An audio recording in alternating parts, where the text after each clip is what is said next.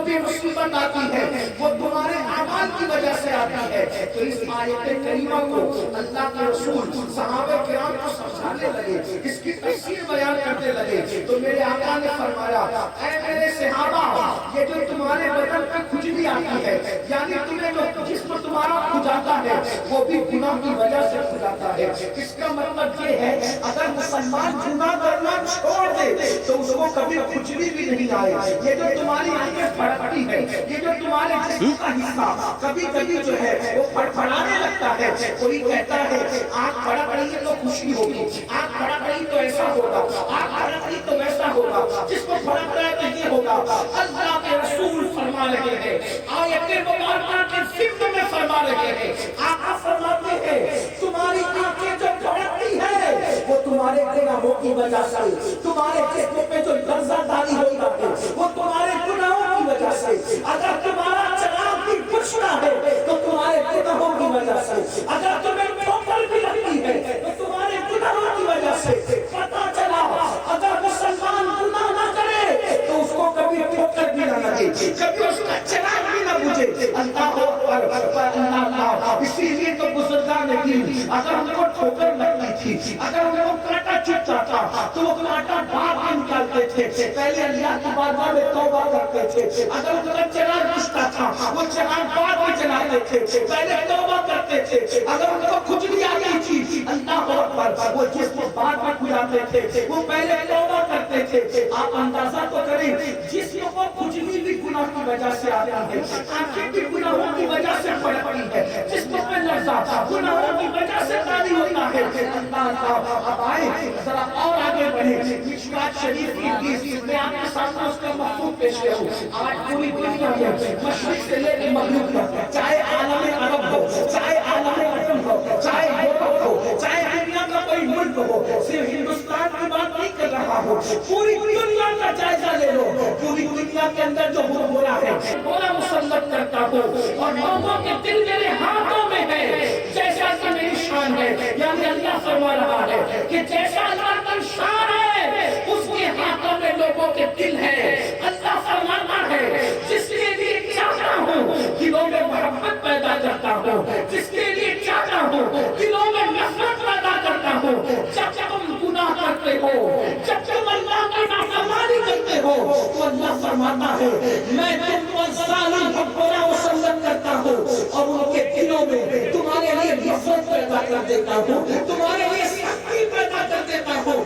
پتہ چلا سیاسی پارٹیوں کی محنت سے حکمران نہیں بنتے بلکہ تمہاری نیکیوں کی وجہ سے اچھے حکمران بنتے ہیں, اور تمہارے چڑھائی کی وجہ سے ظالم حکمران بنتے ہیں. یہ اسلام کہہ رہا ہے اپنے مسائل کا حل چاہنے والوں, جب تک زنا کی ہڈیوں پر مسلم قوم کے جوان زنا کرنے رہیں گے, ظالم حکمران تم کو پیروں تلے رولتے رہیں گے, تمہارا اس کے ساتھ کرتے رہیں گے. اگر تم دودھی شراب کی ہڈیوں پہ جا کر شراب کے چاشے اٹھاتے رہو گے, اسی طریقے سے تم پر ظلم ہوگا, پوری دنیا کے اندر ظلم کرے گی. اللہ فرما رہا ہے مشکوٰۃ شریف کی حدیث میں میرا اللہ فرما رہا ہے کہ جب تم ظلم کرتے ہو یعنی گناہ کرتے ہو, جرائم کرتے ہو, تمہاری نفرت ڈال دیتا ہوں, ان کے دل میں تمہاری لیے سختی ڈال دیتا ہوں, پھر تم گر گراتے ہو. کہاں گر گراتے ہو؟ حکمرانوں کے آگے گر گراتے ہو. پھر تم گر گراتے ہو, کہاں گر گراتے ہو؟ اپنے جیسے انسانوں کے آگے. اللہ فرماتا ہے ان کے آگے گر گرانے سے کام نہیں چلے گا. اگر حالات بدل رہے ہیں, حالات تبدیل کرنا ہے, وہ اللہ فرماتا ہے ان کے آگے مت گر گراؤ. اگر گر گرانا ہے تو میرے دربار میں گر گراؤ. اگر اہو کا کرنا ہے تو اللہ کے دربار میں. آج پوری دنیا کا مسلمان کہتا ہے مولانا ظالم حاکموں سے ہم تنگ آ گئے. علاج کو حدیث نے بتا دیا, علاج کو قرآن نے بتا دیا. اپنے کرتوت درست کر لو, اپنی عقیدتوں کا قبلہ درست کر لو, اپنی اپنی دشا درست کر لو. کہاں جا رہے ہو؟ یہ ظالم حکمراں پوری ابھی لمحے کے اندر تبدیل ہو، پہلے ہمیں بدلنا ہوگا، پہلے ہمیں تبدیل کرنا ہوگا۔ ہم کیا ہیں؟ صبح ہماری اس حالت میں ہوتی ہے کہ سب سے پہلے مسلمان صبح کو اٹھتا ہے تو یہ جرم کرتے ہوئے کہ فجر کی نماز وہ بستر میں ترک کر دیتا ہے، فجر کی نماز وہ بستر میں چھوڑ دیتا ہے۔ کتنے مسلمان ہیں جو محلے کی مسجدوں کے اندر فجر کی نماز میں آتے ہیں، جلسوں میں رات کے 3 بجے تک جاگیں گے لیکن فجر کی نماز میں حاضر نہیں ہوں گے۔ آپ سے پوچھتا ہوں، اگر کوئی اپنے جیسا انسان ہمیں دعوت دے، کارپوریٹر بلائے، ایم ایل اے بلائے، ایم پی بلائے، پیر زمین پہ نہیں ٹکتے۔ آج ایم ایل اے نے بلایا، آج ایم پی نے بلایا، آج کارپوریٹر نے بلایا۔ اے میری قوم کے جوانوں، ہم سے بڑھ کر خوش نصیب اور وی آئی پی کون ہوگا؟ کسی کو کارپوریٹر بلاتا ہے، کسی کو ایم ایل اے بلاتا ہے، کسی کو ایم پی بلاتا ہے، کسی کو وزیر بلاتا ہے، کسی کو بادشاہ بلاتا ہے، کسی کو صدر بلاتا ہے۔ محمد رسول اللہ کی غلامی کی وجہ سے ہمارا مقام یہ ہے، ایک دن میں 5 مرتبہ اللہ ہمیں بلاتا ہے، ہمیں بلاتا ہے۔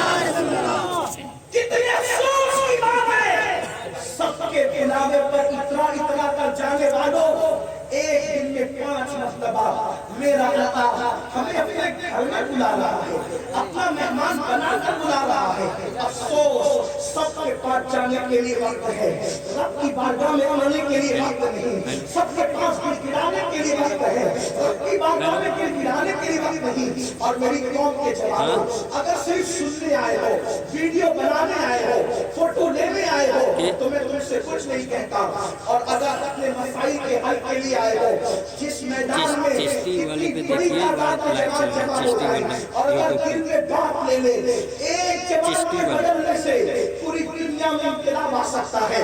اگر ہزاروں جوان اگر اپنے آپ کو تبدیل کر لیں، میرا اللہ کیا فرما رہا ہے؟ یاد رکھنا، میرے اللہ کی بات کبھی جھوٹی نہیں ہو سکتی، میرے خدا کی بات کبھی جھوٹی نہیں ہو سکتی، میرے نبی کی بات کبھی جھوٹی نہیں ہو سکتی۔ اللہ اکبر، اللہ فرماتا ہے قل صدق اللہ، اے ابو فرما دو اللہ سچا ہے۔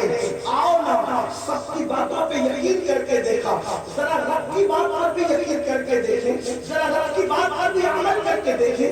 اللہ فرماتا ہے تمہارے حالات کسی کے آگے گڑگڑانے سے نہیں بدلیں گے، اچھے دن لیڈر نہیں لا سکتے، اچھے دن خدا لائے گا، اچھے دن خدا لائے گا، لیکن اپنے آپ کو بدلو تو صحیح، اپنے آپ کو تبدیل کرو۔ میرے بھائیوں، راتوں رات کروڑپتی بننے کے چکر میں آج میرا جوان جوا کھیل رہا ہے، جوے میں ڈوبے ہوئے ہو۔ کیا تمہیں نہیں پتا؟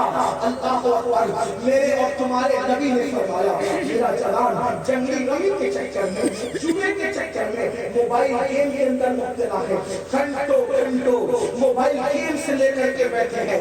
ماں بلا رہی ہے، آنے کے تیار نہیں، باپ آواز دے رہا ہے، سننے کو تیار نہیں، اسکول جانا ہے کوئی بھی دلچسپی نہیں، کالج میں پڑھائی کرنا ہے کوئی بھی دلچسپی نہیں، کسی کی کوئی فکر نہیں، گیمز گیمز اور گیمز۔ اللہ اکبر، بعض گیمز تو ایسے ہیں کہ اس کے اندر باضابطہ طور پر شرک ہے، بعض میں کفر ہے۔ اللہ اکبر، مسلمانوں کیا ہو گیا تمہیں؟ اللہ اللہ، مسلمان مر جاتا تھا لیکن کبھی ایمان سے ہاتھ نہیں دھوتا تھا، مسلمانوں کے ٹکڑے ٹکڑے کر دیے جاتے تھے لیکن مسلمان کبھی دین سے دوری اختیار نہیں کرتا تھا۔ آج کیا ہو گیا؟ گیمز کے ہاتھوں اپنا ایمان برباد کر رہے ہو، گیمز کے ہاتھوں اللہ رسول کو ناراض کر رہے ہو۔ اللہ اکبر، میرے تمہارے نبی نے فرمایا جس نے جوا کھیلا گویا اس نے اپنے ہاتھوں کو سور کے خون پہ رنگ لیا، اور جب جوا کھیلنے والا قیامت کے دن اٹھے گا تو اس کے ہاتھ سور کے خون میں رنگے ہوئے ہوں گے۔ اللہ اکبر، ذرا سوچو تو صحیح، علماء کرام سے مصافحہ لینے کے لیے کتنے تڑپتے ہو، بے چین رہتے ہو، ہونا بھی چاہیے کیونکہ مصافحے کی برکت ہے۔ ایک بادشاہ مر گیا ظالم، اس کو کسی نے خواب میں جنت میں ٹہلتے دیکھا، اللہ اکبر، تو کہا او اللہ کے دشمن تو جنت میں کیسے آ گیا؟ تو وہ کہتا ہے میں نے امام حسن بصری کے ہاتھ چومے تھے، اسی کے صدقے میں اللہ نے مجھے جنت عطا کر دی۔ سبحان اللہ سبحان اللہ۔ کہ علماء کے، اولیاء کے، بزرگوں کے ہاتھ چومنے کی برکت یہ ہے۔ اللہ اکبر، مجھے بتاؤ جب قیامت میں اللہ کے رسول ہمارے سامنے آئیں گے تو کیا ہماری تمنا نہیں ہوگی کیا حضور کے ہاتھ چومے، حضور سے مصافحہ کرے؟ اور آقا نے فرمایا بھی صلی اللہ علیہ وسلم کہ قیامت کے دن میں اپنی امت سے مصافحہ کروں گا، لیکن اللہ اکبر جب میرے آقا قیامت میں اپنے غلاموں سے مصافحہ کر رہے ہوں گے اور وہ جوان جنہوں نے جوا کھیلا ہوگا اور جوئے کی وجہ سے ان کے ہاتھ سور کے خون میں لگے ہوئے ہوں گے، تو کیا وہ اپنے نبی سے مصافحہ کر سکیں گے؟ کیا وہ اپنے آقا سے مصافحہ کر سکیں گے؟ نہیں، ہرگز نہیں۔ آؤ اللہ کی بارگاہ میں گر گرائیں، آؤ اپنے گناہوں سے توبہ کریں، حالات بدلنا ہے۔ کوئی کہتا ہے کسی نے کچھ کر دیا، کسی نے کچھ کر دیا، کسی نے کچھ کر دیا، میرے بھائی کسی نے کچھ نہیں کیا، ہم نے اپنے آپ کو تباہ کیا، کسی کے جادو نے ہم کو تباہ نہیں کیا، ہمارے اعمال نے ہم کو تباہ کیا، ہمارے گناہوں نے ہم کو برباد کیا۔ جادو اتنا نقصان نہیں پہنچاتا جتنا کہ گناہ نقصان پہنچاتے ہیں۔ کیوں؟ اس لیے کہ توجہ کرنا، جادو کے پیچھے جادوگر کی کوشش تباہ کرتی ہے اور گناہوں کی وجہ سے اللہ کا غضب تباہ کرتا ہے، اور اللہ کے غضب سے بڑھ کر کسی کی پکڑ نہیں ہو سکتی۔ قرآن کہتا ہے ان بطش ربک لشدید، تیرے رب کی پکڑ بڑی سخت ہے۔ فرعون کا انجام دیکھو، دولت کے بل پر، دولت کے غرور میں، جوانی کے نشے میں اللہ کے غضب کو دعوت دینے والوں، کیا یہ نہیں دیکھتے اس نے فرعون کو کیسے غرق کیا، اس نے نمرود کو کیسے تباہ کیا، اس نے شداد کو خود کی بنائی ہوئی جنت کی سیر کرنے نہیں دی۔ اس اللہ کی طاقت کو دیکھو، میرا اللہ فرماتا ہے اِنَّ عَذَابَ رَبِّكَ لَوَاقِعٌ مَا لَهُ مِن دَافِعٍ، تیرے رب کا عذاب واقع ہو کے رہے گا۔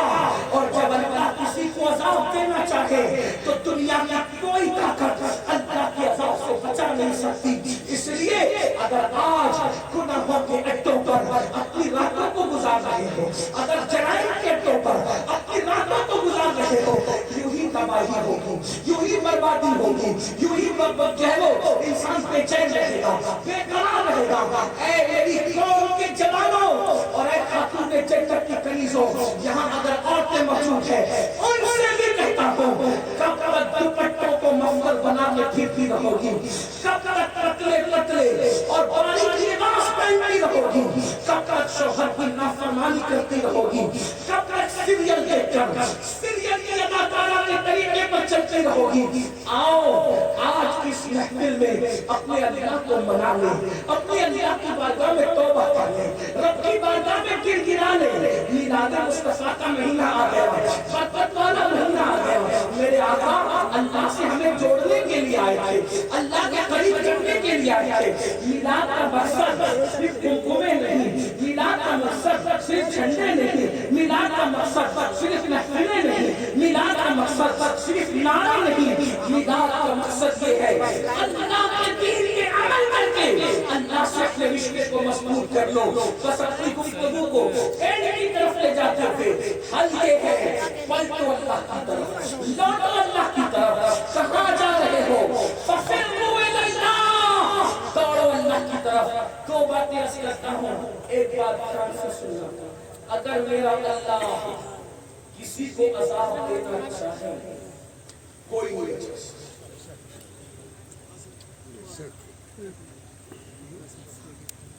امام ابن جریر طبری لکھتے ہیں، دھیان دیں، جرم اور گناہوں کی تباہی۔ ابن جریر طبری لکھتے ہیں کہ نوح علیہ السلام کے دور میں جب حضرت نوح نے فرمایا اے نافرمانو اللہ کا عذاب آئے گا اور اللہ کا عذاب آئے گا تو تم سب اس میں ڈوب جاؤ گے، طوفان آئے گا، اس طوفان میں غرق ہو جاؤ گے، اتنا پانی آئے گا تم سب ڈوب جاؤ گے۔ چند لڑکے ہوشیاری کر گئے، انہوں نے کہا نوح تیرے اللہ کا عذاب آئے گا، ہم اتنی دور بھاگ جائیں گے کہ تیرے اللہ کا عذاب جہاں تک نہیں آ سکے گا، اور وہ بھاگ گئے، اتنی دور بھاگے ان کو لگا کہ یہاں طوفان نہیں آ سکتا، ایک غار میں جا کر چھپ گئے، اس غار میں گئے وہاں ان کو پیشاب کرتے، جب پیشاب کرنے بیٹھے تو ان کی اتنی پیشاب اتنی پیشاب خود ہی کے پیشاب آپ کیا سمجھتے ہیں؟ اللہ کی طاقت کو سمجھتے ہیں۔ موبائل کے اندر اگر تم گندگی کی پاسورڈ کر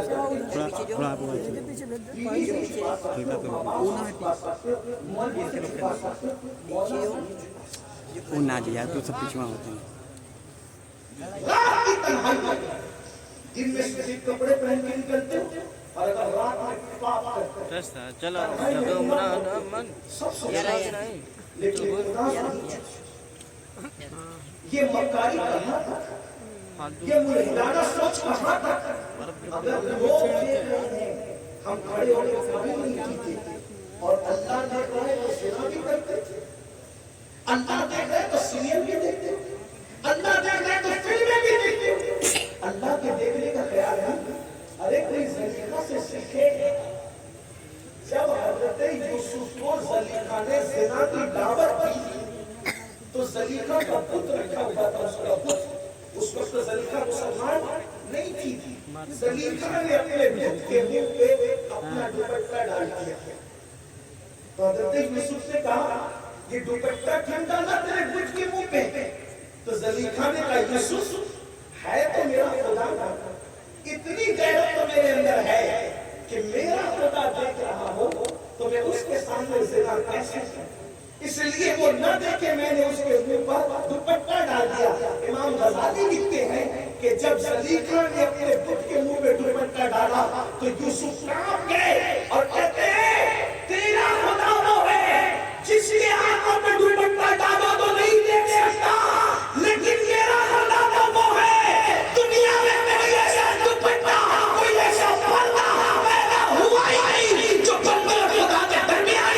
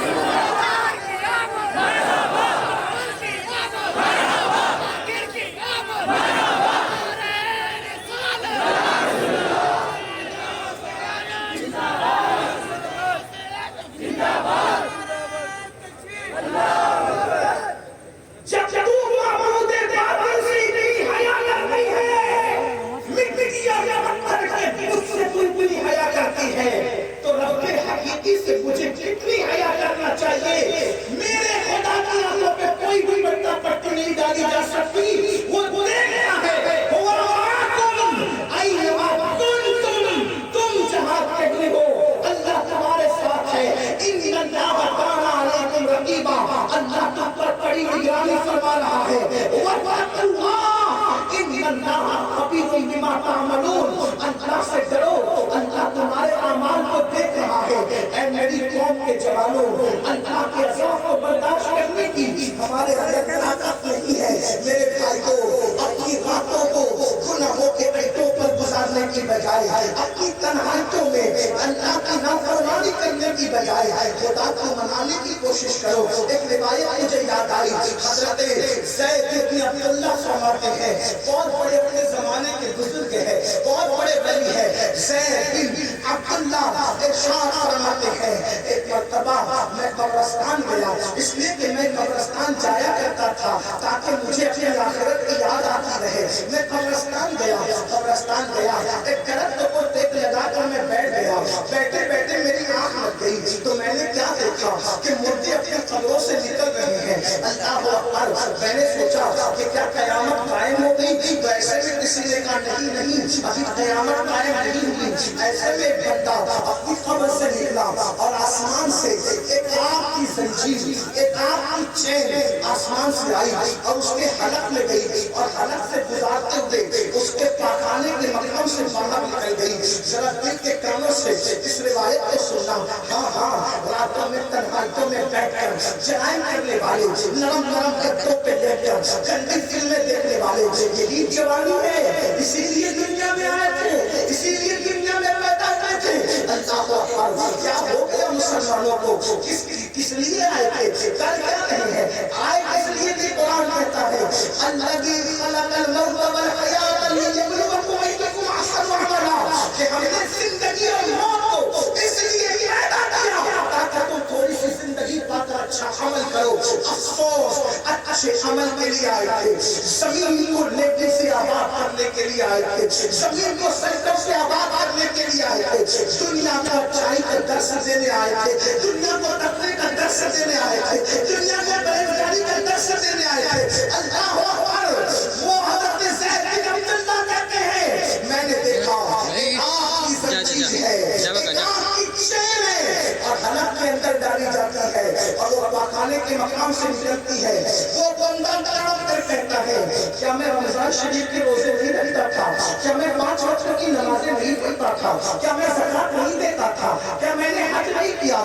میں نے ساری نیکیاں تو کی ہے، یہ زنجیر میرے حلق میں ڈال کر پاخانے کے مقام سے کیوں نکالی گئی؟ تو غیر سے آواز آتی ہے تو ساری نیکیاں کرتا تھا، لیکن جب تو اکیلا ہوتا، جب تو تنہا ہوتا تو تنہائی میں تو گناہ کیا کرتا تھا، اور جو لوگوں کے سامنے نیک عمل کرے اور اکیلے میں گناہ کرے، تنہائی میں گناہ کرے، اللہ اس کے ساتھ یہی سلوک فرماتا ہے۔ بتاؤ تو صحیح میرے بھائی، تو حلق کے اندر اگر مچھلی کا کانٹا پھنس جائے تو انسان کو کتنی تکلیف ہوتی ہے؟ حلق کے اندر اگر روٹی کا نغمہ پھنس جائے انسان کو کتنی تکلیف ہوتی ہے؟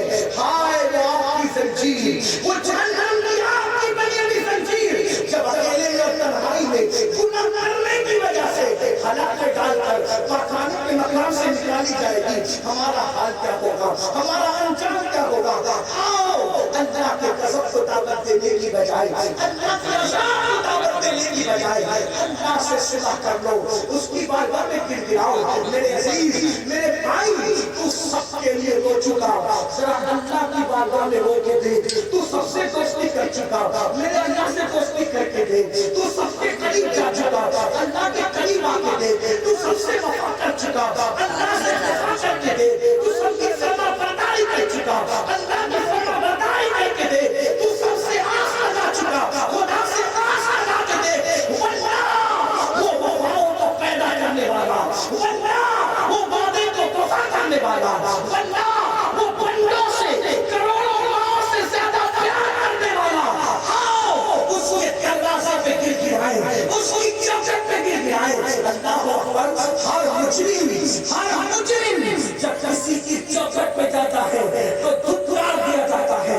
ہر مجرم کو دنیا دھتکارتی ہے۔ دنیا کی ہر عدالت میں یہ قانون ہے، جو جرم کا اقرار کر لے گا اس کو سزا دی جائے گی۔ تنہا یہ میرے خدا کی عدالت ہے، جو اپنے جرم کا اقرار لیتا ہے اللہ اس کو معاف کر دیتا ہے۔ مجرموں کو ہر جگہ دھتکارا جاتا ہے، لیکن یہ میرے اللہ کی بارگاہ ہے، اللہ فرماتا ہے جو میری طرف چل جاتا ہے میری رحمت اس کی طرف دوڑ کر جاتی ہے۔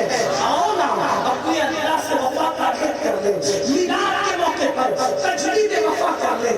آؤ آپ کو بتاؤں میرے بھائیوں، گناہ سے توبہ کر لو گے، اگر پلٹ کر آ جاؤ گے اللہ کی بارگاہ میں معافی مانگ لو گے، ہزاروں سال بھی گناہ کیا اللہ معاف کرے گا، ہزاروں سال بھی گناہ کیا خدا معاف کرے گا۔ آؤ بیماریوں سے نجات چاہتے ہو معافی مانگ لو، اپنے روزی چاہتے ہو معافی مانگ لو، اللہ اکبر، اگر لوگوں میں عزت چاہتے ہو معافی مانگ لو، لوگوں سے تباہ ہونے سے بچنا چاہتے ہو معافی مانگ لو، ظالم حکمرانوں کے چنگل سے بچنا چاہتے ہو معافی مانگ لو، اللہ کے قریب آ جاؤ، توبہ کر لو۔ یاد رکھنا کہ مت سوچنا کہ میں نے تو بہت گناہ کیا مولانا، میں نے تو بہت جرائم کیے مولانا، پتہ نہیں کیا ہوگا اور میں کیا کروں گا اور میرا کیا بنے گا۔ اللہ جو وعدہ کر چکا، خدا کا وعدہ کر چکا کہ